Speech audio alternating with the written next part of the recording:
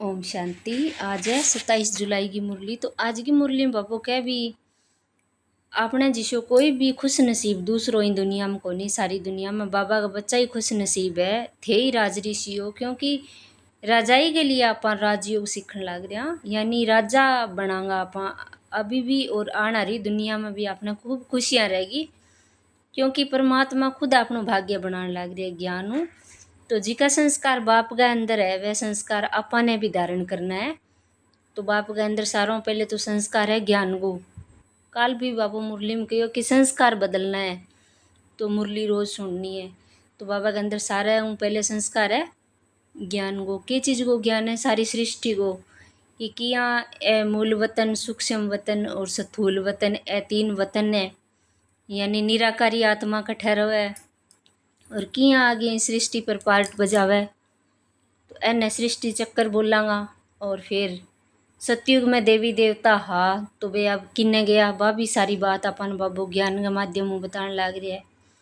फिर बाबू के भी कर्म करता भी योगी बनना है, कर्म और योग को बैलेंस रखना है। अब अपन कोई भी सेवा में लाग जाओ, कोई भी घर के काम में लाग जाओ तो वह अंदर बाबा की याद भूल जाओ, मन के अंदर व्यर्थ आ जाए, तो वह की ध्यान रखनी है। और दूसरो है कि शक्तिशाली बन गए, ज्ञान स्वरूप योग स्वरूप बन गए, माया ने झुकाना रो बनाना है, कि न कि माया अपन खींच नहीं सके।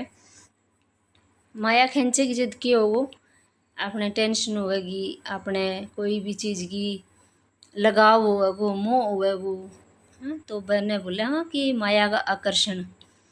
तो शक्तिशाली बन गए, माया ने झुकाना रहा बनना है कद ज्ञान स्वरूप बन गए। तो बाबा का संस्कार अपने अंदर पहले पुत ज्ञान का आना चाहिए, वे आप पावन बनेगी अपनी आत्मा। तो बाबू के मीठे बच्चे, सारी दुनिया में तुम्हारे जैसा खुश नसीब कोई नहीं। तुम हो राज ऋषि, तुम राजाई के लिए राजयोग सीख रहे हो। प्रश्न है, निराकार बाप में कौन से संस्कार है जो संगम पर तुम बच्चे भी धारण करते हो? उत्तर है, निराकार बाप में ज्ञान के संस्कार है। वह तुम्हें ज्ञान सुनाकर पतित से पावन बना देते हैं, इसलिए उन्हें ज्ञान का सागर पतित पावन कहा जाता है। तुम बच्चे भी अभी वो संस्कार धारण करते हो। तुम नशे से कहते हो हमें भगवान पढ़ाते हैं, हम उनसे सुनकर सुनाते हैं। गीत है, आखिर वह दिन आया आज। ओम शांति। मीठे मीठे रूहानी बच्चों ने ये गीत सुना। ये किसकी महिमा है? एक बाप की। शिवाय नमः। ऊंच ते ऊंच भगवान है ना। बच्चे जानते हैं वह हमारा बाप है, ऐसे नहीं कि हम सभी बाप है। गाया भी जाता है कि सारी दुनिया में सभी भाई भाई है। सन्यासी अथवा विद्वानों के कहे अनुसार ईश्वर सर्वव्यापी कहने से जैसे कि तो फादरहुड हो जाता है, भाई भाई होने से बाप तो सिद्ध होता है जिससे वर्षा मिलना है। फादरहुड है तो फिर वर्षे की बात ही नहीं। बच्चे जानते हैं हम सभी आत्माओं का बाप एक है। अब बाबू कह पिजियाँ दुनिया में कहने लग रहे कि भगवान हर जगह है, तो बाप इतनी जगह है तो फिर तो आपा ने सुख शांति की जरूरत ही को नहीं होगी, सुख शांति होनी चाहिए। लेकिन इसी बात को नहीं, बाबू कह भी बाप तो एक ही है, सारी आत्माओं बाप में एक ही हूँ। उनको कहा जाता है वर्ल्ड गॉड फादर। वर्ल्ड में कौन है भी, दुनिया में कौन है? सभी भाई है, आत्माएं हैं, और सबका बाप एक ही है। उस बाप की सभी प्रार्थना करते हैं, एक की ही बंदगी व पूजा होनी चाहिए, वह है सतो प्रधान पूजा। ये भी समझाया है ज्ञान, भक्ति और वैराग्य। बाप ज्ञान देते हैं सदगति के लिए। सदगति कहा जाता है जीवन मुक्ति धाम को। ये आत्मा को बुद्धि में धारण करना है कि हमारा घर शांति धाम है। आत्मा ने इन जीवन में रहता या मुक्ति में किया ले गया कि आत्मा अपनी आत्मा को घर है वो शांति धाम है। उसको मुक्ति धाम, निर्वाण धाम भी कहा जाता है। सबसे अच्छा नाम है शांति धाम। यहाँ तो शरीर होने के कारण आत्मा टोकी में रहती है, बोलना पड़ता है। सूक्ष्म वतन में है मूवी, इशारों में बातें होती है, आवाज़ नहीं होती। फिर बाबू अपन बतायो कि आत्मा जब परम धाम में है तो बिल्कुल शांति में रहे, और सूक्ष्म वतन में आपस में बात करेगा तो इशाराओं होवे। जब शरीर को नहीं होवे, प्रकाश की काया होवे, वह इशाराओं बात करे, आवाज नहीं होती। तुम तीनों लोगों को तुम जान गए हो, मूल वतन, स्थूल वतन और सूक्ष्म वतन। बुद्धि में ये अच्छी रीति बैठा है। मनुष्य सृष्टि के लिए गाया जाता है, ये सृष्टि चक्कर लगाती है, उसको कहा जाता है संसार की हिस्ट्री ज्योग्राफी। मनुष्य ही तो उसको जानेंगे ना।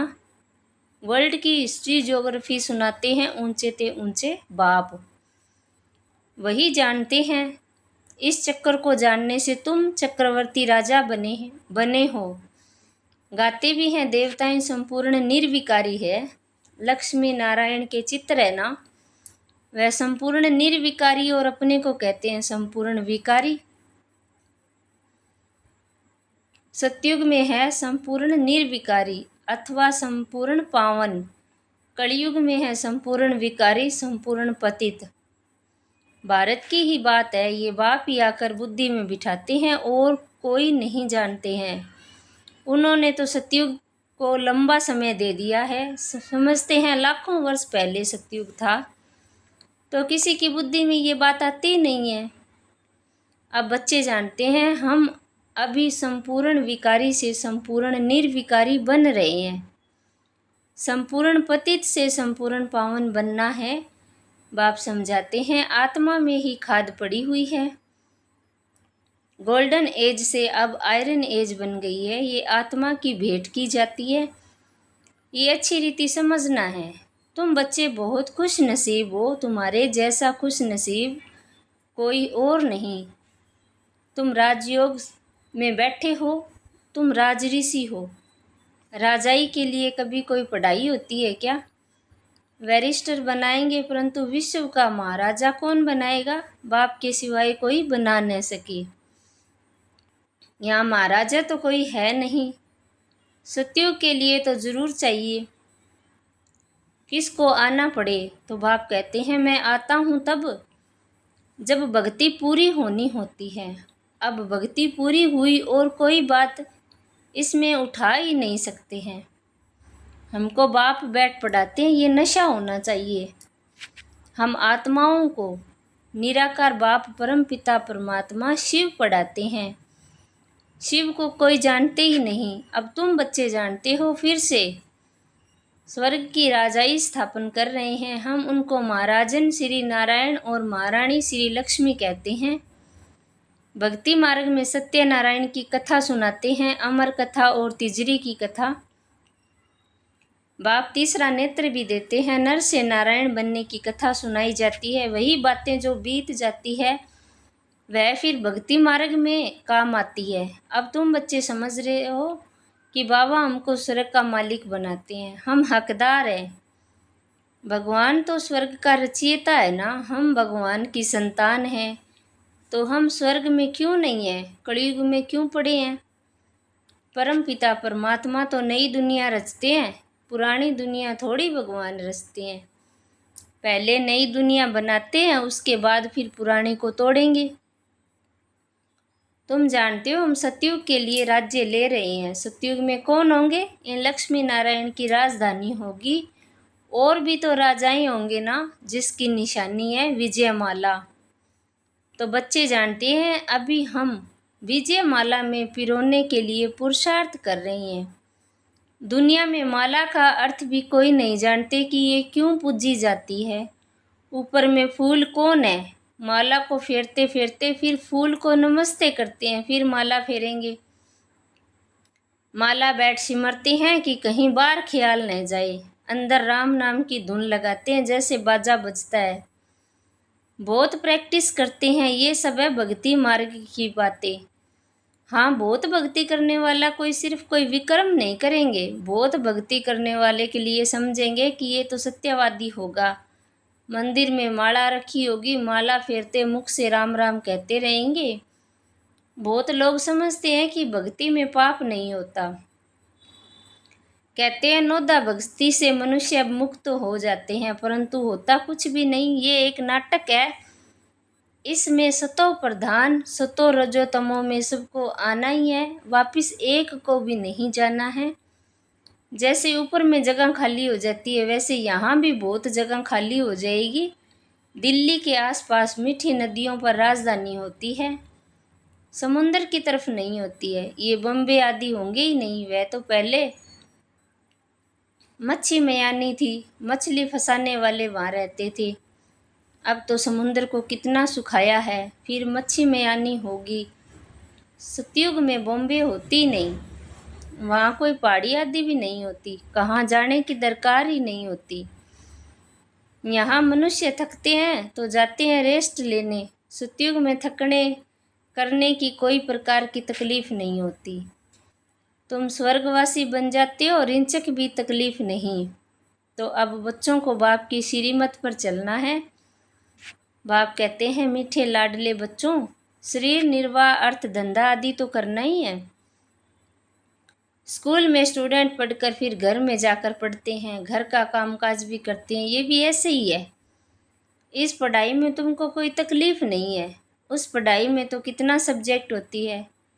यहाँ तो एक पढ़ाई और एक ही पॉइंट है, मन मना भव, इससे तुम्हारे पाप नाश होंगे। भगवानुवाच है ना, वह समझते हैं गीता भगवान ने द्वापर में सुनाई, परंतु द्वापर में सुनाकर क्या करेंगे।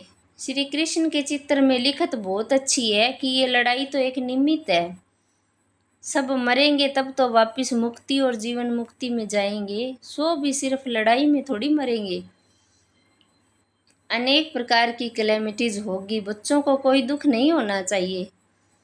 मनुष्यों को हार्ट फेल होता है तो उसमें कोई दुख नहीं होता है, मौत हो तो ऐसा बैठे बैठे हार्ट फेल हुआ खलास, जब तक डॉक्टर आए आत्मा निकल जाती है। अब तो सबका मौत होना है, पिछाड़ी में ना डॉक्टर ना हॉस्पिटल रहेंगे, ना क्रियाक्रम करने वाले रहेंगे, कुछ भी नहीं होगा। सबके प्राण तन से निकलेंगे, मूसलाधार वर्षा पड़ेगी, मौत में कोई देर थोड़ी लगेगी। कोशिश कर रही हैं ऐसे बम्स बनाएं जो मनुष्य फट से मर जाएं, ऐसे बम्स बनाते रहते हैं। ये ड्रामा में नूंद है, ड्रामा में बना बनाया खेल है, कलप कलप विनाश होता है। सतयुग में तुमको ये ख्याल रहेगा नहीं, बाप को ही आकर ज्ञान देना है, स्थापना हो गई फिर ज्ञान की बात ही नहीं रहती। फिर जब रावण राज्य शुरू होता है तो भक्ति शुरू होती है। अब भक्ति पूरी होती है, अब तुमको योग बल से पावन बनना है। पावन बनने से ही सुख धाम शांति धाम में जा सकते हैं। चार्ट रखना है, ये तो समझ गए हो। हमको बाप को याद कर तमो प्रधान से सतो प्रधान यहाँ बनना है, ऐसे कोई शास्त्रों में लिखा हुआ नहीं है। बच्चों ने गीत सुना, आखिर वह दिन आया आज जबकि भारतवासी फिर राजाओं के राजा बनते हैं, राजाओं के राजा अथवा महाराजा बनते हैं। पीछे त्रेता में तो राजा रानी होते हैं, फिर जो पूज्य महाराजा महारानी थे वह द्वापर में वाम मार्ग में जाकर पुजारी बन जाते हैं। आपे ही पूज्य आपे ही पुजारी हो जाते हैं। बाप कहते हैं मैं पुजारी नहीं बनता हूँ, देवताएं पूज्य होते हैं, मैं नहीं बनता, न पुजारी बनता हूँ। भारतवासी देवी देवताओं के ही मंदिर बनाकर उनका पूजन करते हैं।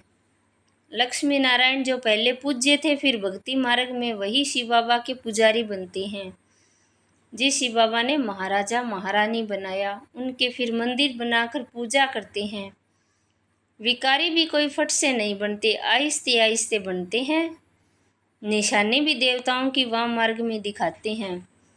वो पूज्य लक्ष्मी नारायण थे वही फिर पुजारी बन जाते हैं। पहले पहले शिव का मंदिर बनाते हैं, उस समय तो हीरों को कट लगाए लिंग बनाते हैं पूजा के लिए।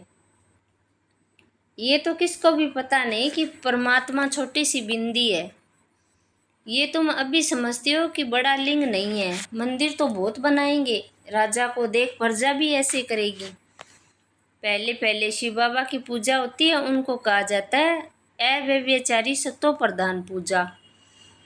फिर सतो रजो तमो में आते हैं। तुम रजो तमो में आए हो तो नाम ही हिंदू रख दिया, असल में देवी देवताएं थे। बाप कहते हैं तुम असल देवी देवता धर्म के थे, परंतु तुम बहुत पतित बन गए हो, इसलिए अपने को देवता कहला नहीं सकते, क्योंकि अपवित्र हो। हिंदू नाम तो बहुत देरी से रखते हैं। अभी तुम समझते हो हम सो पूज्य थे, अब संगम पर न पूज्य है न पुजारी है। तुम क्या करते हो? श्रीमत पर पूज्य बन रहे हो, औरों को भी बना रहे हो। तुम हो ब्राह्मण, तुम्हारी आत्मा पवित्र होती जाती है। पूरा पवित्र होंगे तो ये पुराना चोला छोड़ना पड़ेगा। बाप कहते हैं बिल्कुल सहज है, बूढ़ी माताओं को धारणा नहीं होती है। बाप कहते हैं ये तो समझते हो कि हम आत्मा हैं, आत्मा में ही अच्छे और बुरे संस्कार होते हैं। आत्मा ने जो कर्म किया वह दूसरे जन्म में भोगना होता है। बाप भी आत्माओं से बात करते हैं। बाप कहते हैं हे बच्चे, आत्म अभिमानी बनो। निराकार शिव बाबा निराकारी आत्माओं को पढ़ाते हैं। निराकार बाबा में ज्ञान के संस्कार हैं, शरीर तो उनको है नहीं। वह ज्ञान का सागर पतित पावन है, उनमें सब गुण हैं। बाप कहते हैं मैं आकर तुम बच्चों को पावन बनाता हूँ। युक्ति कितनी सहज है, अक्सर एक ही है कि माँ में कम याद करो, मन मना भव। याद से ही विक्रम विनाश होंगे, ये अभी तुम जानते हो। हम ब्राह्मण हैं, फिर सूर्यवंशी, चंद्रवंशी, वैश्य और शूद्रवंशी बनेंगे। हम ही इस 84 के चक्कर में आएंगे, ऊपर से नीचे उतरेंगे, फिर बाबा आएगा। बरोबर ये सृष्टि का चक्कर फिरता रहता है। सृष्टि ये पुरानी होती है तो फिर बाबा आते हैं नई बनाने। ये तो बुद्धि में बैठता है, ये चक्कर बुद्धि में फिरना चाहिए। अब तुम स्वदर्शन चक्रधारी बनते हो, जिससे फिर जाकर चक्रवर्ती राजा बनेंगे। अच्छा, मीठे मीठे सकिलदे बच्चों प्रति माता पिता बाप दादा का याद प्यार और गुड मॉर्निंग। रूहानी बाप की रूहानी बच्चों को नमस्ते। हम रूहानी बच्चों की रूहानी बाप दादा को याद प्यार गुड मॉर्निंग नमस्ते। शुक्रिया बाबा, शुक्रिया आपका, पद्मा पदम शुक्रिया आपका। धारणा के लिए मुख्य सार है श्रीमत पर पूज्य बनना है। आत्मा में जो बुरे संस्कार आ गए हैं उसे ज्ञान योग से समाप्त करना है। संपूर्ण निर्विकारी बनना है। दूसरे शरीर निर्वाह अर्थ कर्म करते भी पढ़ाई पढ़नी और पढ़ानी है। योग बल से पावन बन राजाई पद लेना है। वरदान है अपनी श्रेष्ठ स्थिति द्वारा माया को स्वयं के आगे झुकाने वाले हाईएस्ट पद के अधिकारी भव। जैसे महान आत्माएं कभी किसी के आगे झुकती नहीं है, उनके आगे सभी झुकते हैं, ऐसे बाप आप बाप की चुनी हुई सर्वश्रेष्ठ आत्माएं कहाँ भी कोई भी परिस्थिति में व माया के भिन्न भिन्न आकर्षण करने वाले रूपों में अपने को झुका नहीं सकते। जब अभी से सदा झुकाने की स्थिति में स्थित रहेंगे तब हाईएस्ट पद का अधिकार होगा। ऐसी आत्माओं के आगे सतयुग में प्रजा स्वमान से झुकेगी और द्वापर में आप लोगों के यादगार के आगे भगत झुकते रहेंगे। स्लोगन है कर्म के समय योग का बैलेंस ठीक हो तब कहेंगे कर्म योगी। व्यक्ति सारा है। कई बच्चे कहते हैं कि जब योग में बैठते हैं तो आत्म अभिमानी होने के बदले सेवा याद आती है, लेकिन ऐसा नहीं होना चाहिए, क्योंकि लास्ट समय अगर अशरीरी बनने की बजाय सेवा का संकल्प चला तो सेकंड के पेपर में फेल हो जाएंगे। उस समय सिवाय बाप के निराकारी, निर्विकारी और निरंकारी और कुछ याद नहीं। सेवा में फिर भी साकार में आ जाएंगे। इसलिए जिस समय जो चाहे वह स्थिति हो, नहीं तो धोखा मिल जाएगा। अच्छा, ओम शांति।